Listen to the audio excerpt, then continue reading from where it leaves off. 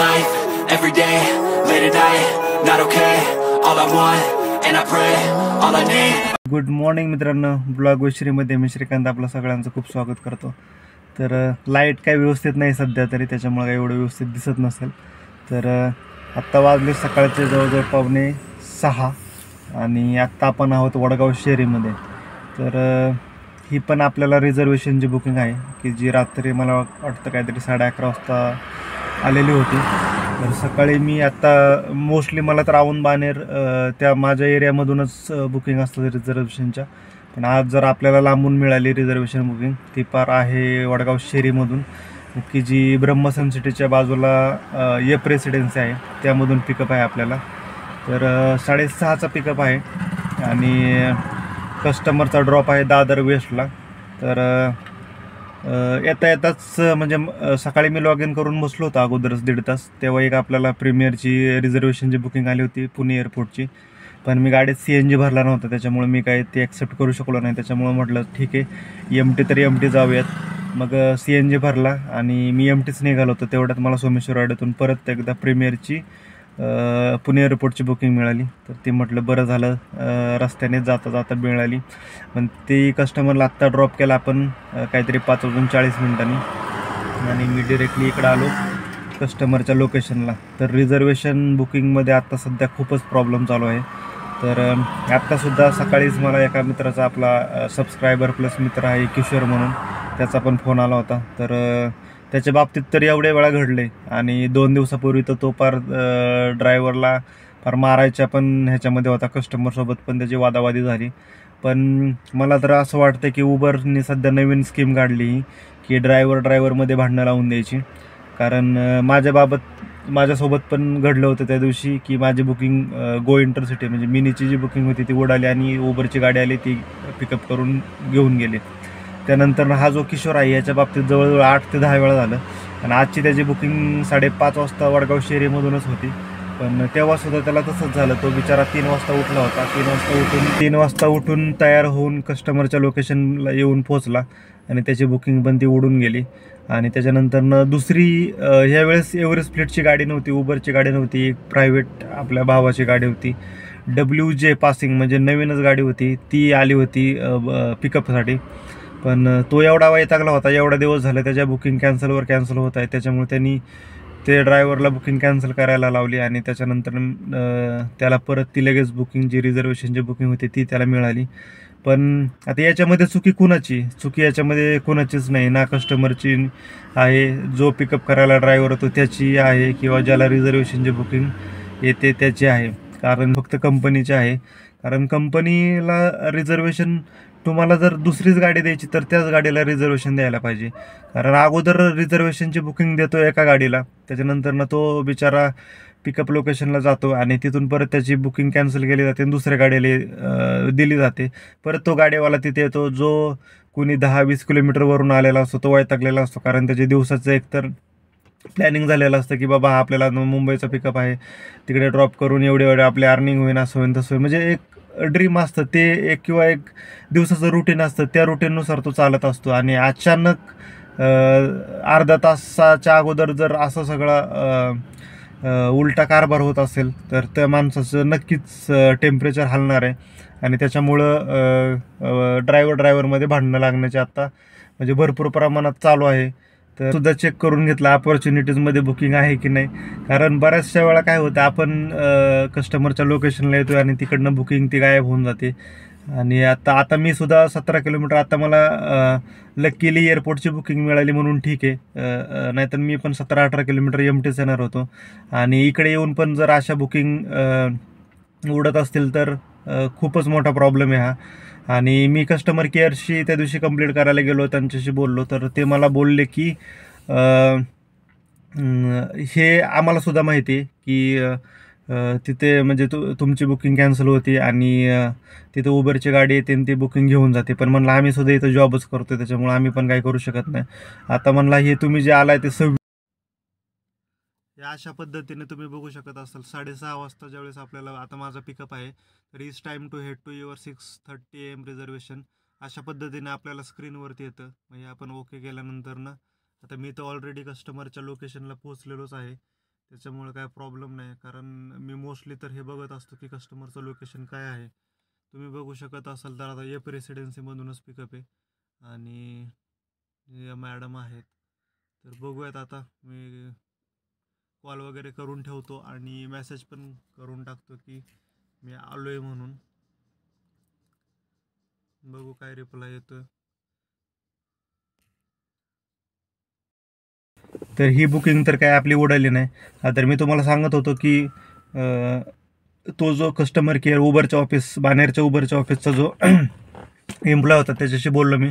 तर त्याचं असं म्हणणं आहे की तो म्हणे की एवढं जर तुमच्यासोबत सगळ्यांसोबत होते आणि तुम्ही फक्त 26 वेळेस असे कंप्लीट करणार आहेत की ज्यांच्यासोबत घडले आणि ते कंप्लीट करायला आलेत. तर तो म्हणे की जास्तीत जास्त लोकांना ज्यांच्यासोबत घडतंय त्यांना स्क्रीनशॉट काढायला सांगा. एखादी जर रिझर्वेशनची बुकिंग आली असेल तर त्याचा स्क्रीनशॉट काढा आणि तो तसाच ठेवा प्रूफसाठी. कारण ज्यावेळेस आपण कस्टमर केअरला फोन करतो तो बोलतो की माझ्याकडे तुमचा कुठल्याही प्रकारचा डेटा नाही म्हणून. तर ज्यांच्या कोणाच्या बुकिंग कॅन्सल होत आहेत म्हणजे गायब होत आहेत त्यांनी कस्टमर केअर बाणेरच्या ऑफिसला जाऊन तिथं तुमचा जो काही इश्यू आहे तो सांगा. जास्तीत जास्त कंप्लेंट जर आपण फॉरवर्ड केल्या तर पुढं काहीतरी होऊ शकतं. आशा बाळगू. होईल का नाही ते माहीत नाही आपल्याला, पण बघू आपण काय होतंय ते. तर त्याचं तर असं म्हणणं होतं की तुम्ही जास्तीत जास्त कंप्लेंट द्या, आम्ही पुढे फॉरवर्ड करतो, त्याच्यानंतरनं वरतून कंपनी काहीतरी डिसिजन घेईन. तर तो मला म्हणत होता की सिस्टममध्ये ग्लिच आलेला आहे. म्हणजे ग्लिच म्हणजे तुम्हाला थोडक्यात सांगतो तर ही जी सिस्टीम आहे उबरची बुकिंगची, तर त्याच्यामध्ये काहीतरी घोटाळा झालेला आहे आणि त्याच्यामुळे हे सगळं असं सध्या घडते. आणि आता काल पण मला फोन आला होता की जो आपला सबस्क्रायबरच आहे तो एव्हरेस्ट फ्लीट कंपनीमध्ये काम करतोय, त्याला पण रात्रीची 1 वाजताची बुकिंग होती आणि त्याने मला फोन करून सांगितलं की माझी सुद्धा बुकिंग उडाली. तर म्हणजे मला सुद्धा समजत नाही की म्हणजे पहिल्यांदा तर मला असं वाटत होतं की आपली बुकिंग उडवतो आणि एव्हरेस्ट फ्लीटच्या गाडीला देतो. आता एव्हरेस्ट फ्लीटवाले पण बोलतात की आमची पण बुकिंग उडते. तर नक्की म्हणजे प्रॉब्लेम काय ते समजत नाही. कारण आज पण जी बुकिंग उडाली किशोरची सकाळची, तर तो सुद्धा कस्टमरच्या लोकेशनला जाऊन थांबला आणि त्याला पण तेच बघायचं होतं की आज म्हणजे एव्हरेस्ट फ्लीटचीच गाडी येते का. तर एव्हरेस्ट फ्लीटची पण गाडी नव्हती आली, ती आली होती अशी आपली प्रायव्हेटच बुकिंग होती, प्रायव्हेट गाडी होती. आणि त्याच्यानंतर 2 दिवसाच्या अगोदर किशोरच्या बाबतीत पण असंच झालं. बालेवाडीमध्ये 3 बुकिंग होत्या रिझर्वेशनच्या आणि तिन्ही पण ड्रायव्हर आले, तिघांच्या पण कॅन्सल झाल्या होत्या, म्हणजे उडून गेल्या होत्या आणि प्रत्येक वेळेस दुसरी गाडी आलेली होती. म्हणजे मग प्रॉब्लेम हाच होतोय की बुकिंग तर रिझर्वेशनच्या भेटतात पण ती जोपर्यंत ॲक्सेप्ट होत नाही तोपर्यंत ती आपली नाही आहे. तर असा एक काहीतरी उबरमध्ये सध्या प्रॉब्लेम चालू आहे. तर जर घराजवळची बुकिंग असेल तरच मला तर वाटतं ॲक्सेप्ट करावी, कारण एवढ्या लांब जाऊन सुद्धा जर बुकिंग आपली गायब होत असेल तर दिवसाची पूर्णपणे वाट लागून जाते. आणि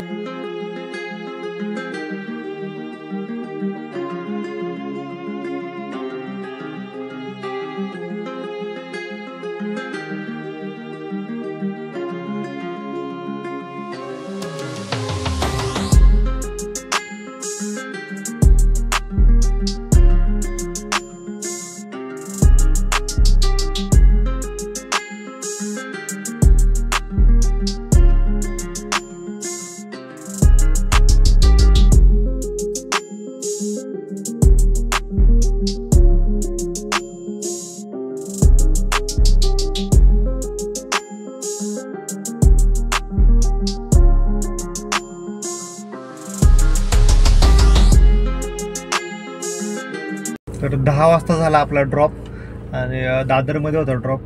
तर CNGच्या लाईनमध्ये आहे आपण. तर सकाळी येताना 8:15 8:30च्या दरम्यान बोरघाटामध्ये जो आपला अमृतरंजन ब्रिज आहे त्याच्या अलीकडे 50 मीटर 100 मीटरवरतीच जवळजवळ 7 ते 8 गाड्या एकमेकांना ठोकल्यात एका पाठोपाठ. त्याच्यानंतर पुढे गेल्यानंतर 2-3 किलोमीटरला तिथे पण 3 गाड्या एकमेकांना ठोकल्या पाठोपाठ. आणि त्याच्यामध्ये जे पुढचा ॲक्सिडेंट होता त्याच्यामध्ये आपली पुण्यातलीच गाडी होती MS-14 SG कमर्शियल गाडी होती, तिचं पार डिझायरचं बोनट वगैरे पूर्ण आतमध्ये गेलं. आणि जो पहिला ॲक्सिडेंट होता त्याच्यामध्ये पण बऱ्याचशा गाड्यांचं नुकसान झालं. तर सकाळी सकाळी फ्रेश असतात सगळे आणि गाडी कितीच्या स्पीडनी पळते याचं कोणालाच भान नसतं. आणि 2 गाड्यांच्या मध्ये किती अंतर ठेवायचं हे आपल्यामध्ये म्हणजे बऱ्याच जणांमध्ये ट्रॅफिक सेन्स हा खूप कमी असल्यामुळे तर गाड्या एकदम चिटकून चालवल्या जातात आणि जर एखाद्यानी इमर्जन्सी ब्रेक दाबला तर बऱ्याचशा गाड्या पाठीमागून एकमेकांना ठोकतात आणि ज्यावेळेस असा ॲक्सिडेंट होतो त्यावेळेस जो पाठीमागून ठोकतो त्याची चूक मानली जाते, कारण 2 गाड्यांच्या मध्ये कमीत कमी एक 10-15 फुटाचं जर अंतर आपण ठेवलं तर गाडी कमीत कमी आपल्याला कंट्रोल तरी होते. आणि अशा पद्धतीने भयान ॲक्सिडेंट झाले, म्हणजे लागलं म्हणजे माझ्यासमोरच झाले. लोक दरवाजातनं उतरतच होते आणि फक्त जी पाठीमागची गाडी होती मला वाटतं त्याच गाडीला जास्त झालं, कारण पाठीमागून त्या गाडीला ट्रकने ठोकलं आणि पुढची जी गाडी होती तिला मग ह्या गाडीने ठोकलं, तर पुढून पाठीमागून त्या गाडीचं भरपूर नुकसान झालं. तर गाड्या हळू चालवा भावांनो, आपलं काय दररोजचंच काम आहे एक्सप्रेस हायवेचं. पण जेवढं आपण काळजीने चालू तेवढं आपल्यासाठी फायदाच आहे, कारण किती पण गाड्या पळवल्या तरी जे आपल्या डेस्टिनेशनला जायचं आहे आपल्याला त्याला 10-15 मिनिट आपण लेट होऊ, जो आपल्या स्पीडने म्हणजे आपल्या 80च्या स्पीडने वगैरे चालले ते, आणि ज्यांना स्पीड गव्हर्नर नाही आहे ते पळवून किती पण पळू द्या त्याला 10-15 मिनिट अगोदर पोहोचतात, बाकी काहीच नाही. पण जर अशा पद्धतीने जर ॲक्सिडेंट झाले तर नुकसान आपलंच होतं आणि आपले दिवस पण ती गाडी परत रिपेअर करण्यामध्ये वायाला जातात, प्लस पैसे पण जातात. तर अशा पद्धतीने जेवढ्या गाड्या आपल्याला हळू चालवता येतील तेवढ्या चालवाव्यात, एवढंच सांगायचं होतं या व्हिडिओमधून.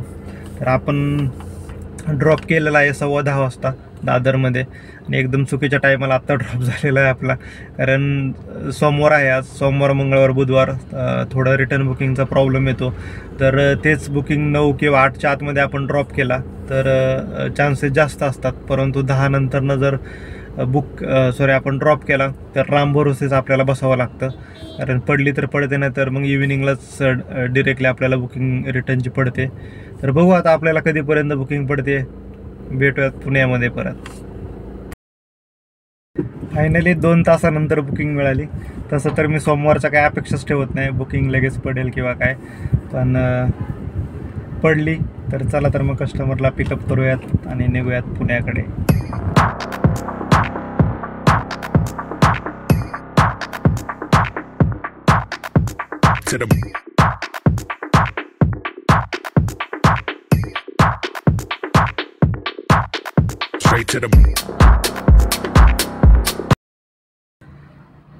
फायनली आपण 3 वाजता ड्रॉप केलं पिंपळे सौदागरमध्ये कस्टमरला.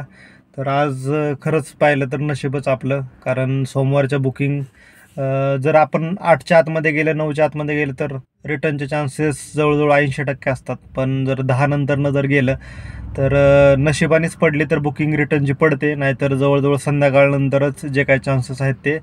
कारण आज तर मी पाहिलं जवळजवळ पुण्याच्या तर एवढ्या गाड्या वेटिंगला होत्या तिकडे आणि बुकिंग कुणालाच नव्हत्या. बरेचसे जण MT पण निघाले होते.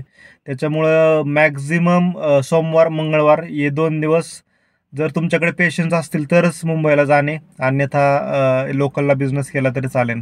त्यानंतरनं बुधवारपासून हळूहळू मुंबईकडनं आणि पुण्याकडनं बुकिंग पण सेम होतात.